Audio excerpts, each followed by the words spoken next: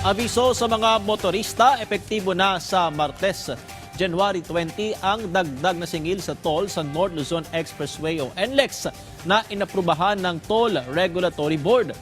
Ang mga bumabiyahe sa open system ay may dagdag na 6 na piso para sa Class 1, 12 pesos sa Class 2 at 16 pesos sa Class 3. 26 sentimos naman ang dagdag para sa mga bumabiyahe sa closed system.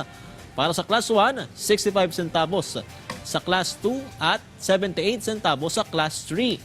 Ang biyaheng Subic-Tipo ay may dagdag na 3 piso para sa Class 1, 6 na piso sa Class 2 at 7 piso sa Class 3, habang 24 pesos naman para sa NLEX end-to-end o mula Marilao hanggang Santa Ines, Mabalacat City. Para sa Class 1, 6 piso sa Class 2 at 72 pesos naman sa Class 3.